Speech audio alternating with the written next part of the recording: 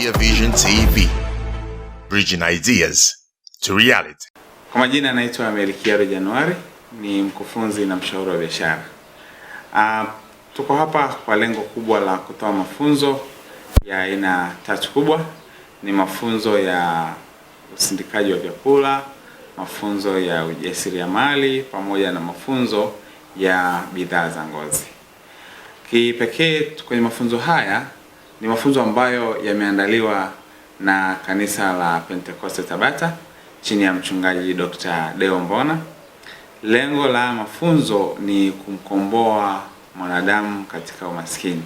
Sasa tunasema sisi tunashiriki kwa namna gani hapa? Tunashiriki hapa, lengo ni ile philosophy ya kwamba hakuna asiyekuwa na cha kutoa. Na binafsi hapa mimi pamoja na timu nilokuwa nayo ya wenzangu tumekuja pia kushiriki na kanisa, pamoja na kwamba tunayo majukumu mengine sehemu zingine tunazohudumu. Katika kila ambacho tunakihudumu katika majukumu yetu ya kazi ya kila siku, basi kwa sasa kwa muda wangu wa ziada kwa kushirikiana na wenzangu tumeona kwamba pia tuje tutoe huduma hii katika level ya kanisa. Wako wahitaji wengi sana ambao wanahitaji huduma hizi, lakini yawezekana hawawezi kuzipata pala ambapo zinapatikana moja kwa moja. Kwa hiyo tumeona tujumuike na wenzetu hawa kanisa la Pentecoste Tabata, ambao pia wao kuna wadau wengine pia ambao wanashirikiana nao. Kanisa la Pentecoste Tabata wanashirikiana na taasisi mbalimbali ikiwepo Compassion International. Sisi kama sehemu yetu ya kurudisha kwa jamii, binafsi nikitumia muda wangu wa ziada na muda wangu pia ambao ningependa kutumia kwa shughuli zingine, basi leo ninashirikiana na mchungaji Dr. Deo Mbona wa kanisa la Pentecoste Tabata katika kutoa mafunzo haya. Mafunzo haya yamegawanyika katika sehemu tatu: mafunzo ya uendelezaji ujasiriamali na usimamizi wa biashara, mafunzo ya usindikaji wa vyakula, pamoja na mafunzo ya kutengeneza bidhaa za ngozi. Baada ya hapo tutawaacha washarika hawa au waumini hawa ambao sasa leo tunawaita wajasiriamali, wanataka kuyakomboa maisha yako, kujikomboa kutoka kwenye umaskini. Tukiamini basi kutoka kwenye umaskini tunahitaji vitu visivyopungua viwili mpaka vitatu: kwanza ujuzi, pili nia ya kweli, na tatu kutekelezaji wa kila ambacho mtu anakifanya kwa maana ya uchapaji kazi. Sasa leo tumewapa mafunzo ya aina tatu hizi zilizotaja.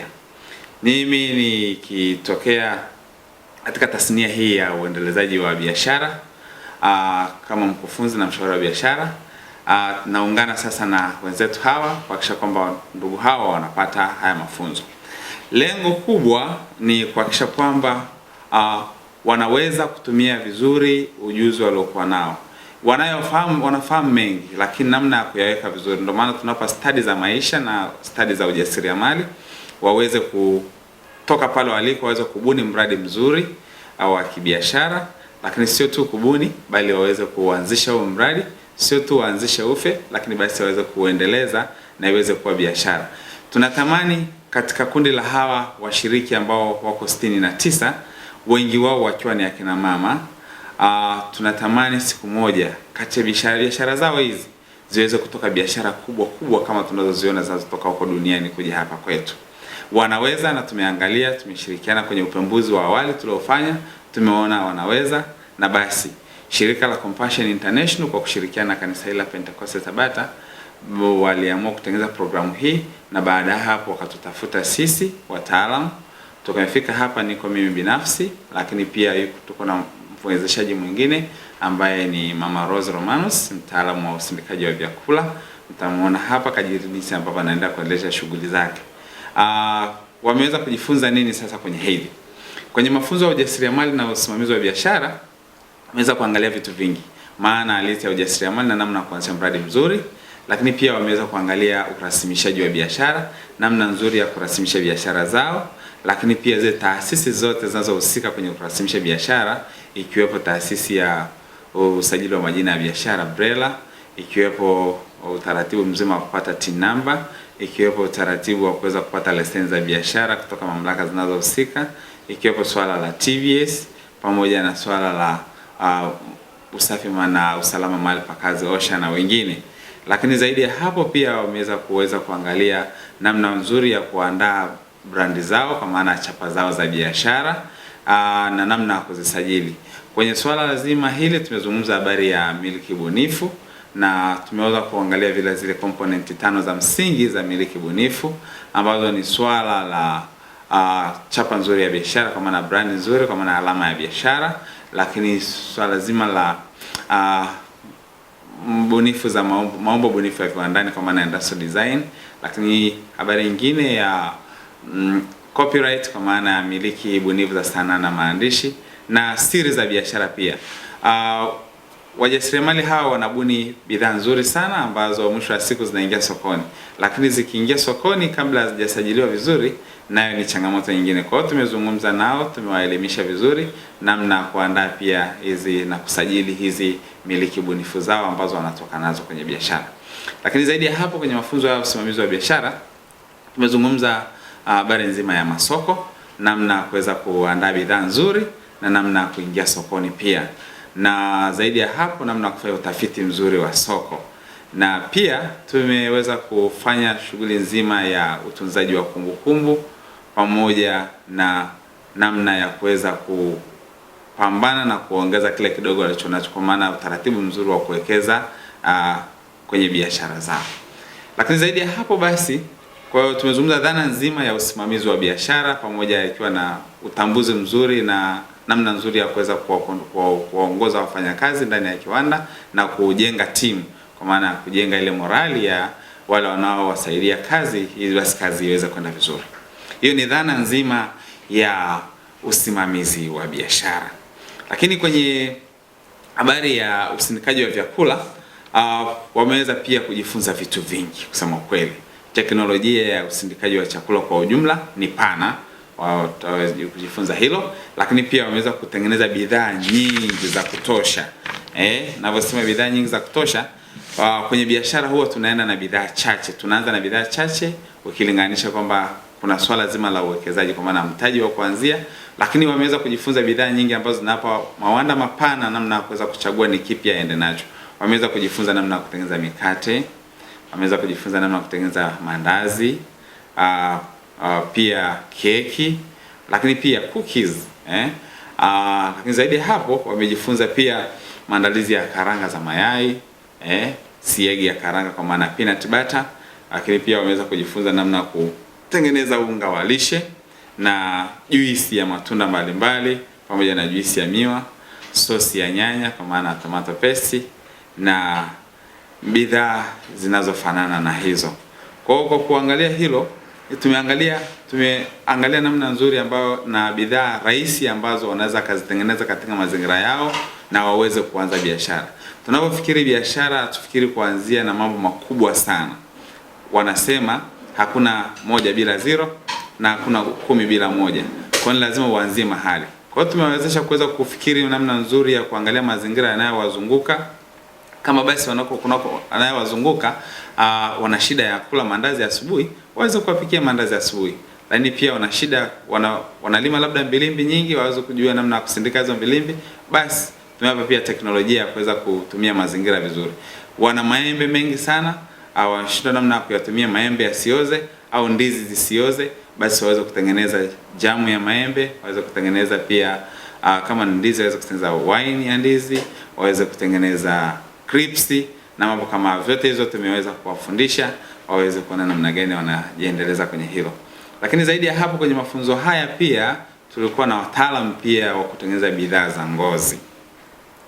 Wameweza kujifunza kutengeneza sandals, wamejifunza pia kutengeneza viatu mbalimbali, viatu vya shuleni vya watoto wa kike na wa kiume kwa majina maarufu wanaviita Juma na Rosa. Ni viatu vya shule hivi kwa ajili ya shule zetu.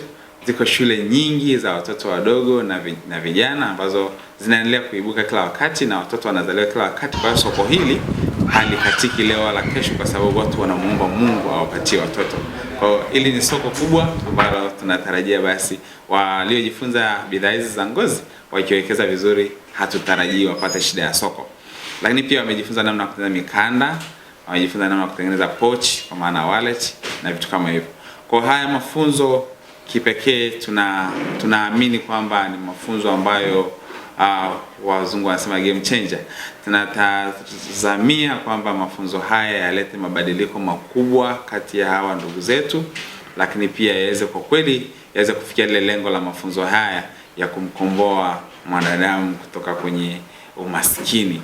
Na zaidi ya hapo, tunashukuru kwamba shirika hili na kanisa hili la Pentecost Tabata wametuamini sisi wataalamu, wamependa kufanya kazi na sisi, na wamefanya kazi pia na taasisi ya Clear Vision, ambayo kwa kweli kwa kutumia muda wetu wa ziada tumekuwa coordinated na taasisi ya Clear Vision sisi walimu, kwa sababu ni muda wa ziada, ni muda wa weekend, wengine tuko likizo. Tukaona basi kwa dhana ile ya kwamba hakuna asiyekuwa na cha kutoa, na kama Watanzania tunalo jukumu kubwa la kuweza kusaidiana na Watanzania wenzetu kwa kile kidogo ulichokuwa nacho, ukitoe kidogo. Usiseme kwamba sina cha kutoa. Unacho cha kutoa, usihesabu kwa kutoa ni pesa peke yake. Una ujuzi, una fikra nzuri, una mawazo mazuri, una namna nzuri pia ya kuweza kusupport wengine kwa kuwatia moyo. Tumia kidogo ulichokuwa nacho. Tunaambiwa kila aliyeumbwa hapa duniani Mwenyezi Mungu anakusudi naye, na sio kusudi peke yake alionalo, iko mbegu aliyoiweka ndani yake. Kwa tunatarajia ile mbegu ambayo imewekwa ndani yako uitoe. Inawezekana ni mtaalamu wa kemia, basi utushauri namna ya kuweza kuchanganya vitu vingi, tupate sabuni, tupate vitu vitakazosaidia sisi kukaa vizuri, mafuta ya kujipaka.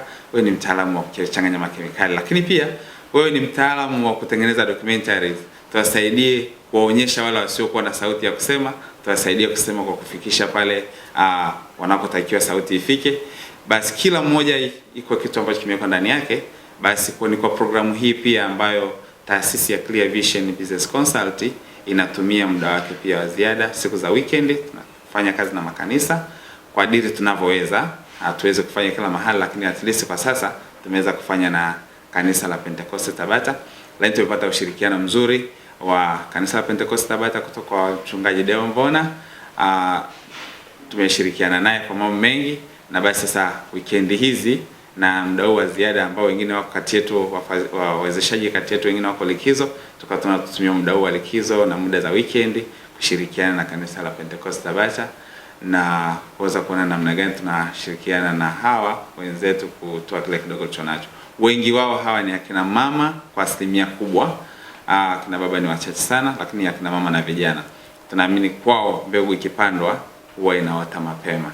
Niendelee kuwashukuru kanisa la Pentecost Tabata kwa kushirikiana na sisi, na basi niwashukuru pia timu ya wenzangu ambao tumetoa muda wetu kadiri tulivyoweza na skills zetu, kwa maana ujuzi tuliokuwa nao kwenye kusupport hawa.